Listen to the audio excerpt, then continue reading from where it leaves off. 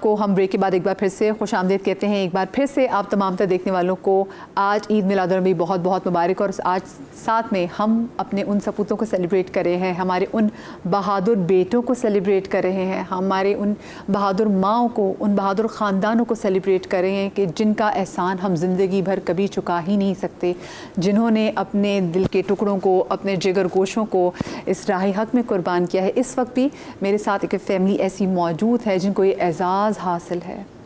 देखिए, सुन्नत है इमाम हुसैन अलैहिस्सलाम की। जब हम शहीदों की बात करते हैं तो आप देखें कि इनके इमाम कौन हैं, और ये बड़ा खुशकिस्मत घराना हमारे साथ मौजूद है।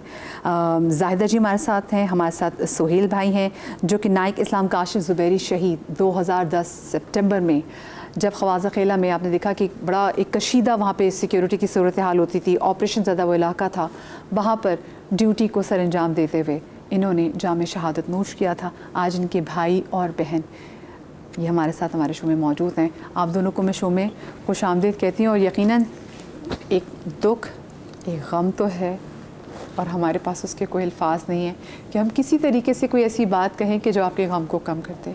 But at the same time जो फ़ख्र है, क्योंकि हम जब भी देखते हैं कि हम जब हमारे शहीदों की जब जस्ते खाकी घर आता है और जैसे परचम में लिपटे हुए जिस एज़ाज़ के साथ, मतलब लोगों की क्या बारातें आती होंगी, जैसे हमारे इन शहीदों के जैसे जब जनाजे आते हैं तो वो किस शान और शौकत से आते हैं उनको सेलिब्रेट करने के लिए। आप लोगों को जब इत्तला मिली थी भाई की शहादत की, तो वालिदैन हयात क्या सिनेरियो था, पहले किसको कॉल आई थी? वो 2002 में उन्होंने यानी कि आर्मी ज्वाइन की थी। उसके बाद जो है उस वक्त मैं ऑफिस में था, यानी कि ड्यूटी पे था, तो मुझे यानी कि उनके जो हवलदार थे उनके साथ उनकी कॉल आई।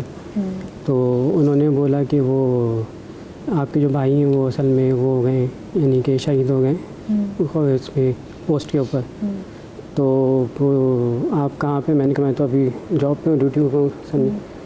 तो वालिद साहब का तो इंतकाल हो चुका था, तो वालदा जो थी वो हयात थी। मुश्किल होगा आपके लिए, आपने दफ्तर में बहुत ज़्यादा एक मुश्किल कि मैंने आगे सबको, तो मेरे समझे वही पैरों के नीचे ज़मीन निकल गई थी ये सुनने के बाद, क्योंकि ज़्यादा छोटे थे वो जो। फिर उसका वालदा। कितने बहन भाई हैं सोहेल भाई? हम लोग हैं 5 बहन भाई, 6 थे, लेकिन एक शहीद हो गए। एक तो वो तो है, वही तो जिंदा है। जी जी, वो तो तस्वुर में वो सबसे बड़ा है। हालांकि वो तीसरे नंबर पे थे, लेकिन ये कि तस्वुर में सबसे बड़ा है। जब वो आते थे घर में ईद का समा होता था कि वो आया, उसका इंतजार रहता था। अभी भी ऐसा लगता है जैसे किसी पोस्ट पे। अच्छा, और हमने देखा है कि अल्लाह पाक जिसको इस रुतबे के लिए चुनता है उसको जैसे इल्म हो गया हो कि कुछ खास हो जाता है, कुछ खास हो जाता है, उनसे रिलेटेड बातें जो है वो खास हो जाती हैं। वो क्या था? क्या उन्होंने आपसे कभी बहन भाई से सवाल से कभी जिक्र किया था? वो क्या अभी कभी वो अपनी शहादत को लेके कभी बात करते थे कि मैं शहीद होऊंगा, कभी ऐसी बात? हाँ, नहीं, बड़ी बड़ी बातें थी वो। मतलब जैसे मैं हम ये कहते तुम छोटे हो मुझसे, तो छोटे ही हो तुम, दूसरे नंबर पे थे, मैं हूँ, मेरे बाद ये हैं, उसके बाद मतलब भाइयों में दूसरे, और वैसे तीसरे नंबर पे थे। तो अम्मी कहती थी मेरे सामने सारी बातें नहीं करो, तो इस तरह नहीं करो, क्योंकि जाहिर सी बात है अब्बू की डेथ हो गई थी। फिर ये थे, अब्बू की डेथ के 7 मंथ्स के बाद ही इनकी खबर आ गई थी, तो अम्मी हार्ट पेशेंट भी थी। हमें तो यकीन ही नहीं आ रहा था, रात तक बातें हुई। जो मेरा 22 रमज़ान था, हम लोगों की बातें हुई 23 रमज़ान को, जुम्मे का दिन था, और सुबह में ये खबर मिली कि जो नमाज फजर पढ़ने के बाद बाकायदा और यूनिफॉर्म वगैरह पहना और ये इस तरह का ये हादसा हो गया। तो हमें यकीन ही नहीं, हमने कहा अभी तो हमने रात भर बातें की हैं सारी फ़ोन पर, जाहिर सी बातें, सुबह ये खबर आ गई। तो बिल्कुल भी अभी भी मतलब अभी भी हम लोग घर में होते हैं तो हमें यही लगता है कि अभी छुट्टियां पड़ेंगी, अभी होंगे तो वो आएंगे, घर आएंगे, इस तरह होगा। देखा जाए तो बाकी अब ये भी सोचते हैं कि अच्छा 15 साल हो गए हैं, तो 15 साल में अब क्या मजीद में डेवलपमेंट, पर्सनालिटी कैसे चेंज होती है, ये अब ऐसा होता तो ऐसा होता, ऐसा होता तो ऐसा होता, ये बहुत सी बातें। बहनें तो ना कुछ बहुत ज़्यादा सोचती हैं, और बहनों को भाइयों की शादी का भी बहुत मतलब यही था कि अब आएंगे तो ये, मतलब हम लोगों ने सोचा हुआ भी था, बहुत कुछ प्लान भी था, सब कुछ था, फाइनल करना था। अब हमारे बच्चे जो उस वक्त नहीं थे, अब बच्चे हैं, तो हम उनको बताते हैं, वो बड़े गौर से सुनते हैं, अच्छा मामू ऐसे थे, मामू ये थे, मामू मतलब पिक्चर्स देखते हैं। बच्चों के लिए तो वो कहते हैं एजाज की जब बात होती है तो बच्चे हमारे तो मामू शहीद हैं, तो मतलब ये बड़ी कि खानदान में कोई ऐसा, तो आप मतलब नस्लें जो है वो उस बात को फ्लॉन्ट करती हैं कि हमारे खानदान में शहीद है। तो आपकी वजह से लास्ट कम्युनिकेशन क्या हुई थी भाई से, क्या बात लास्ट? बस मैं अम्मी आ रहा हूँ, अम्मी से ज्यादा मतलब करते थे, बीमार थी ना, और ईद आने वाली थी ना, कुछ ईद आने वाली, रमजान 23 रमजान तो खबर आई थी, और 22 रमजान की रात तक समझे 23 तो वो भी हार्ट की पेशेंट थी। हाँ, तो अम्मी को तो बताना बहुत ज़्यादा वो मुश्किल था सब जो था। क्योंकि ये जो कुछ रिचुअल्स ऐसे है जी, बड़े जी, मुश्किल है हमारे लिए सोचने के, और मुश्किल होता है कि जब परचम जो है वो दिया जाता है। तो वालदा उस वक्त कैसी? अम्मी तबीयत ठीक नहीं थी, हार्ट पेशेंट थी ना, हम लोग ज़्यादा बातें भी नहीं बताते। हम सब अम्मी अपनी जॉब पर थे, ऐसी बात मैं स्कूल टीचर थी या ऑफिस में थे, दूसरी बहन बैंक में थी, तो हम सबको अपने अपने ऑफिस में ही पता चला। तो फिर हम आ गए, ज़ाहिर सी बात है लीव ली और आगे घर पहुँच गए सब ऑफिस होने का जाओ। फिर अम्मी को बताया, फिर माशाल्लाह हमारे जो नेबर्स हैं वो भी बहुत अच्छे हैं, फिर रिश्तेदार भी जमा हो गए, फिर पता चल गया अम्मी को, थोड़ा सा रोई फिर ऐसे। लेकिन ये बड़ा मुश्किल होता है, this is not easy sir. और स्पेशली जब आपने फोर्सेज में आपने काम भी किया हो, तो आपके बैचमेट बहुत सारे ऐसे होते हैं, जब आप अक्सर तस्वीर लेके बैठे हो, मैंने अक्सर लोगों को देखा, लोग डिस्कस करते, लोग कहते हैं हाँ ये मेरा बैचमेट था, ये शहीद हो गया। तो इसके साथ चलना ये भी एक बड़ा मुश्किल होता है, ये एक फ़ौजी के लिए बड़ा मुश्किल होता है। देखिए इसमें कोई शक नहीं है, पाकिस्तान फोर्सेस क्यों प्रोफेशनली इतनी स्ट्रॉन्ग है दुनिया में। नंबर वन आर्मी कहते हैं क्योंकि ये क्वालिटी पे बिलीव करते हैं, क्वांटिटी पे नहीं। It's man behind the gun, it's the pilot in the cockpit which pledge, या नसीम की तरह के जो लोग आप 200 नीचे बैठ के सरहदों को ये जो है कंट्रोल कर रहे होते हैं। सबसे मुश्किल काम एज ए ह्यूमन होता है कि किसी को आप फ़ोन करके इतला दें as a commanding officer. Sir और वो ये बेस्ट इंटेलिजेंस एजेंसी की बात करें, मार्को, तो वो भी मतलब हमारी बिल्कुल ऐसी। तो इंटेलिजेंस को देख लेंगे अब कि जिस तरह उनके भाई को इतला दी गई, सबसे मुश्किल काम होता है कि उनको बताना कि आपके बेटे की या भाई की इस तरह से शहादत हुई है। लेकिन as a commanding officer myself, मैंने जब कॉल की है जिम्मेदारी लेके, आगे से जो पहली चीज़ होती थी वो शुक्र अल्हम्दुलिल्लाह रब्बिल आलमीन, शुक्र का कलमा पढ़ते थे पेरेंट्स। और आपकी मतलब बियॉन्ड इमेजिनेशन, हालांकि मेरा भी एक बेटा है, उसको भी मैंने फ़ौज में भेजा हुआ है। वो क्या है, ये सिर्फ वही चीज़ है कि आप जो खुद इस वक्त गाजी बन के बैठे हैं, बेटा अल्लाह उसको भी गाजी बनाया, कोई किसी की शहादत की उसके दुआ नहीं करता, लेकिन शहादत से पढ़ के क्या ज़िंदगी। और जब उनके घरों में जब बॉडीज़ लेके जाते हैं, तो आपने बिल्कुल ठीक कहा कि बारात क्या होगी, बारात किसी की क्या होगी जब जनाजा जाता है। और पूरी वहाँ पे जितनी आसपास के गांव होते हैं वो सारे उमड़ आते हैं वहाँ पे, और जिस तरह की मोहब्बत नचावर करते हैं। इनके भाई की कब्र जो है, आई एम श्योर कि वो भी इतनी रौनक होगी अभी भी कि लोग इसको कि शहीद की कब्र। तो हमारी कौम जो है वो जो शहादत के जज्बे से सरशार, जो अपनी जानों को कहती है पाकिस्तान की हिफाजत के लिए हम कुछ भी कर सकते हैं। तो लिहाजा ये वो अजीम लोग हैं कि जिन्होंने अपने बच्चों को, अपने भाई को जो है वो अल्लाह के हवाले किया। और रीज़न क्या है, सिर्फ और सिर्फ एक पाकिस्तान की सोवरेनिटी को, पाकिस्तान की सरहदों को, चाहे वो अंदरूनी दुश्मन हो या बैरूनी दुश्मन हो, इंशाल्लाह आँच नहीं आने। सर ये तो हमारे वो बहादुर भाई जो कि बॉर्डर पे मौजूद हैं, लेकिन आप सोचें इस बार जब हमला किया है उन्होंने, तो जो पहले जो देखा जाए तो हमले तो वो मासूम बच्चों पे जो घरों में खेले, तो वो तो ये आगाज़ ही उन्होंने यहाँ से किया कि उन्होंने हमारे यहाँ से मासूम निहत्ते बच्चों को शहीद किया। बिल्कुल। और उसके बाद फिर उनके खून का कर्जा था जो हमें चुकाना था, और फिर उन्हें बिनान महसूस की सूरत में उनको करके भी दिखाया। छोटी सी ब्रेक लेनी जी, ब्रेक के बाद हाजिर होते, कहीं मजा आएगा। पाकिस्तान जिंदाबाद जी, बिस्मिल्लाहिर्रहमानिर्रहीम। ब्रेक के बाद हम आपको एक बार फिर से खुशामदीद कहते हैं। आप तमाम तर देखने वालों को आज का पाक दिन, आज की पाक हस्ती के सदक़े में बहुत बहुत मुबारक हो। मुझे ये बताएं कि आपके भी आसपास अब बहुत से, जैसे मैंने से बात भी कल की, एक फ़ाइटर के लिए मुझे हमारा फ़ौजी जो हमारा बहरी हो, हमारा बर्री हो, हमारा फ़िज़ाई हो, एट टाइम्स इसका भी टोल होता होगा जब आप अपने साथ अपने बैचमेट्स को देखते हैं जब वो जाम शहादत नोश कर लेते हैं, वो गाज़ी होते हैं। ये एक बहुत ही सेक्रेट मेरा ख्याल है जो भी आर्म फोर्सेस के अंदर ज्वाइन करता है, तो this is an unwritten contract कि the ultimately we will lay our life for the defence of our motherland. ये एक सब के अंदर रियलाइजेशन होती है, ऑफिसर्स कैडर के अंदर और जवानों के अंदर ये चीज़। और अल्हम्दुलिल्लाह Pakistani arm forces never shy away from shedding the last blood for the Motherland in the defence of Motherland. तो ये हम सब के लिए एक फ़ख्र की बात होती है। अगर मैं पाकिस्तान नेवी की बात करूं तो पाकिस्तान नेवी की सबमरीन आर्म के अंदर 1971 के अंदर हमारी गाजी सबमरीन जो थी वो शहीद हुई।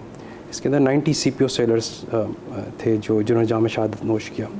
तो हमारी जो सबमरीन बेस है कराची के अंदर, उसके अंदर इसका एक शोहदा मोनूमेंट है, उसके अंदर उन सब शहीदों के नाम आवेज़ा हैं। तो हम जब भी सी में जाते हैं, every time whenever we go to sea we cross that monument, और जब हम उनकी तरफ देखते हैं, उनके नामों की तरफ, तो एक हमारे अंदर एक जज्बा, एक जोश, एक वलवला आता है कि इंशाअल्लाह whenever time will come, we will also not shy away from giving our life for the defense of motherland. Sir मुझे बताएं, हमारे 1965 की बहरिया में और अब की पाक बहरिया में कितना फ़र्क है और कितनी जिद्दत जो है वो आ गई है? 1965 के अंदर मैं थोड़ा सा इसका बैकग्राउंड बता दूं कि 1965 के अंदर भी we were a very balanced fleet, और जैसे ही ये एग्रेशन 65 वॉर के ऊपर दुश्मन ने लाहौर के महाज पे की, तो कराची की तरफ जो है वो पाक बहरिया, इंडियन नेवी पाकिस्तान बहरिया की तरफ कोई उन्होंने जुर्रत नहीं की करीब आने की। तो सिर्फ इंडियन एयरफोर्स जो है वो एरियल स्ट्राइक करती थी कराची शहर के ऊपर 65 वॉर के अंदर, बट उनकी जो नेवी थी they were confined in their harbours and base. तो पाकिस्तान नेवी ने अपनी जो उस टाइम की गाजी सबमरीन थी वो मुंबई के सामने डिप्लॉय की कि आए दुश्मन बाहर निकले और कोई अखाड़े में आए और कोई मुकाबला हो, but they still remain inside the Mumbai harbour. तो ऑपरेशन सोमनाथ पाक बहरिया ने एक डिज़ाइन किया।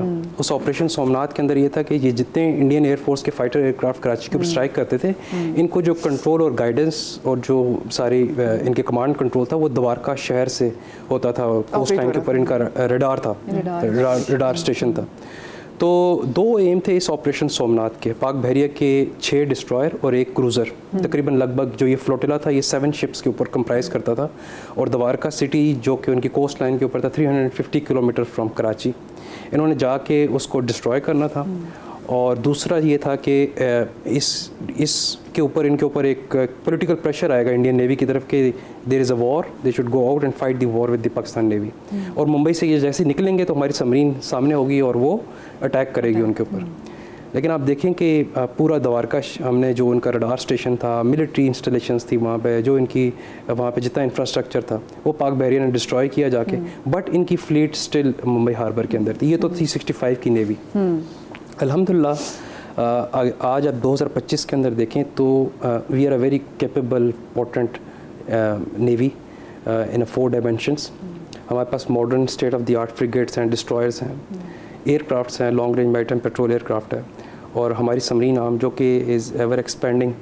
और recently apart from the present fleet of submarine service we are getting 8 new submarines from China. मैं जिक्र कर रहा था जो पाकिस्तान नेवी का इनिशिएटिव है, एक अमन एक्सरसाइज है, international exercise, after every 2 years more than 50 countries participate in this exercise, और ये इस रीजन के अंदर एक वाहिद एक फोरम है जिसके अंदर इतनी ज़्यादा कंट्रीब्यूशन होती है, इतनी ज़्यादा पार्टिसिपेशन होती है इंटरनेशनल नेवीज़ के अंदर, और उसके अंदर पैगाम एक ही होता है अमन का, and to increase the interoperability with our friendly countries. मुझे वैसे ख़वातीन की मैं तादाद के हवाले से जानना चाहूँगी, हमारे पाकिस्तान की बहरिया में ख़वातीन की तादाद क्या with the passage of time, और अगर मैं पिछले 5 सालों के हवाले से बात करूँ तो क्या बढ़ी है तादाद?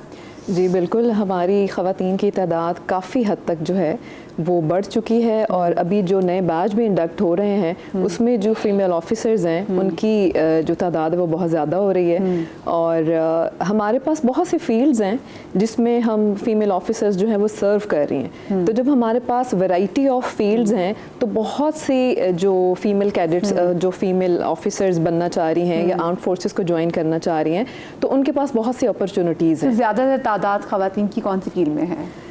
इनिशियली ये था कि मेडिकल ब्रांच में डॉक्टर्स और फार्मासिस्ट थे, लेकिन अभी आईटी की फील्ड में। एक छोटी सी ब्रेक के बाद कहीं मजा आएगा। पाकिस्तान जिंदाबाद।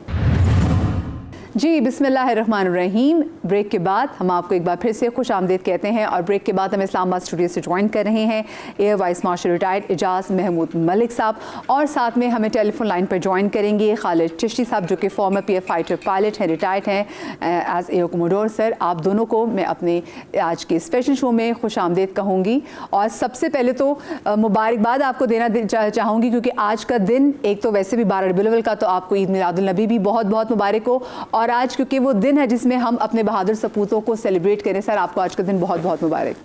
बहुत शुक्रिया जी सर। और इस बार तो क्योंकि हमने जैसे पहले भी शो में बात कर रहे थे कि 14 अगस्त को मनाने का जोश और वलवला भी बिल्कुल मुख्तलिफ हट के हो गया, मल्टीप्लाई हो गया, और अब जो डिफेंस डे जिसको हम सेलिब्रेट करते हैं आज का भी हमारा जज्बा मुझे लगता है पहले कई जो डिफेंस टीम बना चुके हैं उससे भी कहीं ज़्यादा बढ़ गया उस वजह से, क्योंकि जो मार का हक जैसे दुनिया भर ने देखा कि किस तरीके से हम सुरखरू हुए पूरी दुनिया के सामने, हमने जिस तरह से नीस्त व नाबूद कर दिया हर उस मैली आंख को जो हमारे सामने आई और जिसने कोशिश किया कि हम पे अटैक करे।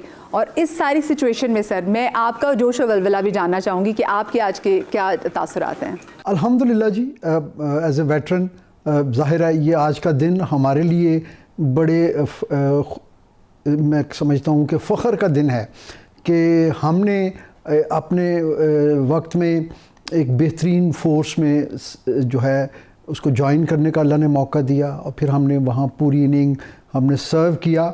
लेकिन उससे भी ज़्यादा खुशी की बात यह है कि हमारे बाद आने वाले लोग जो हैं अल्हम्दुलिल्लाह उन्होंने पाक फ़िज़ाइया का जो परचम है उसे सरबुलंद रखा। और जब भी कभी कोई ऐसा वक्त आया जिसमें किसी ने पाकिस्तान की एयर स्पेस में जो है उसको इंट्रूड करने की कोशिश की, या फिर रिसेंटली आप देखें कि जो हमारे ऊपर एक जंग मुसल्लत की गई थी उसमें पाक फ़िज़ाइया ने अपनी दूसरी अफ़वाज के साथ मिल के एक बेहतरीन काम किया और कौम की तवक्कुआत सर बिल्कुल। और हमारे इन शाहीनों ने हमारा जो फ़ख्र है उसको मैं पहले भी कह रही हूँ कि हमारे गरूर में जो है उसको बदल दिया है। हमने देखा कि किस तरीके से जिस तरीके से उन्होंने राफ़ेल तैयारों को गिरा दिया और वो जो कह रहे थे दुश्मन के हम तादाद में बहुत ज़्यादा है और हमारे पास ये चीज़ मौजूद है, हमारे पास ये चीज़ मौजूद है, जो कि फ्लॉन्ट कर रहे होते हैं कि अब हमने रशिया से ये ख़रीद लिया, अब हमने ये चीज़ ख़रीद ली, और हमने उनको जिस तरीके से गिराया है सर, तो आपको लगता है कि वो लोग जिनका ऑलरेडी जिनके MiG-21 को तो कहते ही जी फ्लाइंग कॉफिन है, तो क्या अब उनमें इतनी पावर है कि वो आगे हमारे J-10C स्क्वाड्रन इसको फेस कर सकें? ताब ला सकते हैं ये? देखें बात ये है कि हम लोगों का जो एवोल्यूशन हुआ, जिस तरीके से पाक फ़िज़ाइया इस्टेब्लिश हुई, तो हम दोनों मुल्कों की जो एयर फोर्सेस थी वो रॉयल एयर फोर्स से वो जो है निकली।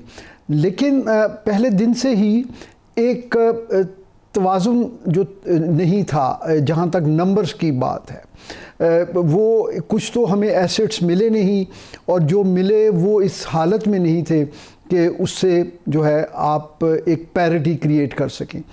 तो वो जो हमारे शुरू के जो लीडर्स थे, जो हमारे शुरू के कमांडर्स थे, एयर मार्शल असगर ख़ान साहब या नूर ख़ान साहब और फिर उनके बाद आने वाले तमाम सीनियर लीडरशिप, उनको ये हमेशा से ये चैलेंज रहा कि हमने अपने से जो एक तादाद में बड़ा दुश्मन है उससे लड़ना है। तो उन्होंने उस जो अददी बर्तरी उनको थी IAF को, उसके चैलेंज को उन्होंने किस तरीके से मिटिगेट करने का सोचा, और वो ये था कि बेहतरीन ट्रेनिंग और प्रोफेशनल एक्सीलेंस, ये दो चीज़ें जो हैं ये हॉलमार्क रही हैं जी पाकिस्तान एयर फोर्स की। पाकिस्तान एयर फोर्स एकेडमी को ये फ़ख्र हासिल है कि वो वाहिद मिलिट्री एकेडमी है जिसको हज़रत कायद आज़म ने विज़िट किया अप्रैल 1948 में, और वहाँ पे उन्होंने अपनी विज़न दी कि वो पाक फ़िज़ाइया को किस तरह देखना चाहते हैं। तो उन्होंने जो कहा, मैं वो आपके नाज़रीन के लिए उसको कोट करना चाहूँगा। उन्होंने कहा कि any country without a strong air force is at the mercy of any aggressor. Pakistan must build up her air force as quickly as possible. It should be an efficient air force, second to none. तो ये जो आखिरी चीज़ थी ना जी, second to none, ये चीज़ वो हमारे जो एल्डर्स थे उनके दिलो दिमाग में ये चीज़ जो है ना वो समझें लिखी गई, और वो इसी मोटो को लेके चले। और आज मैं समझता हूँ कि अज़ीम कायद की जो रूह है वो यकीनन हमसे मुतमईन होगी कि उन्होंने जिस तरह विजुलाइज़ किया था पाक फ़िज़ाइया को, आने वाले सालों में पाक फ़िज़ाइया वाकई सेकंड टू नन बन के उभरी। मैं हमारे साथ